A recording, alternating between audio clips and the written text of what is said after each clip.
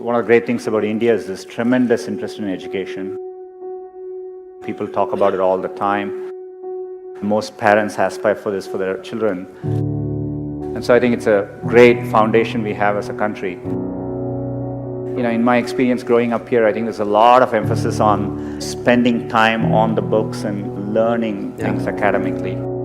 I think there's a lot of pressure to follow set lanes throughout your career. You're in high school, you're thinking about college. A lot of times when I was younger, people would say, this person didn't get into this college or something, and that's the end of the road. I mean, life is so different from that. I get surprised people start preparing for IIT in their 8th grades. That's a bit shocking to me. I get very surprised people come to IITs and immediately they are thinking about IIMs and so on. The US, for example, most students don't choose their majors till their final year. So people explore different things and find what they're really passionate about. The way I dealt with these things was try and feel what I really enjoy doing and pursue that.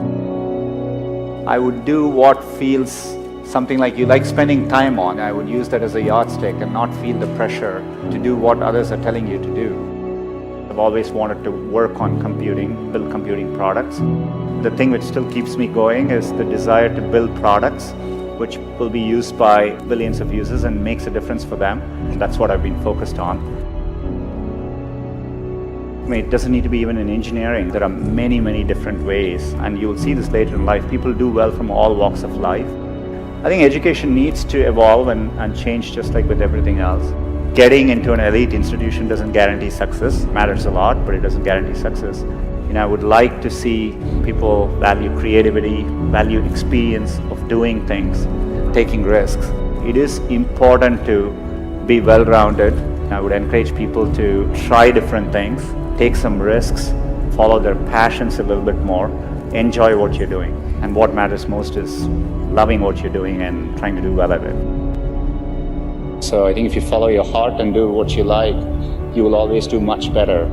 It's worthwhile taking risks and trying to do something you're really excited by. And if the first attempt you don't do it, you can try again, and things tend to work out in the long run. If you work on really difficult things, you're better off because you have no competition. Others aren't working on that difficult a problem. Even if you fail, you end up doing something great in the process. You want to aim high enough that you fail a few times. I think that's the natural part of the process. Setbacks actually don't matter. In Silicon Valley, part of the reason so many people start up a company is starting up a company and even having failed, you can wear it like a badge of honor. And I think that's important. Culturally, risk is rewarded. So I think it's important to keep your hopes, keep your dreams, and try to follow them. Most of how life plays out is up to you, not up to what happens outside of you. And I think it's important to keep that in mind and take the long-term view. Some point in your life, you have to work with people where you feel a bit insecure, because that means you're working with people who are better than you and who are pushing you. If you actually feel very secure in what you do, it means you're doing something comfortable and you're not pushing yourself. There are many, many times I've felt working with people in a group, am I doing enough? These people seem much better than me, and I think it's an inherent part of learning. And as a leader, I think it's really important to build organizations where people actually want to work together and trusting them to doing the right thing.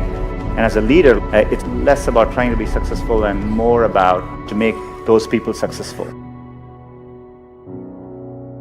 I'm absolutely, with full certainty convinced that India will be a global player in the digital economy, and it'll be competitive with any country in the world.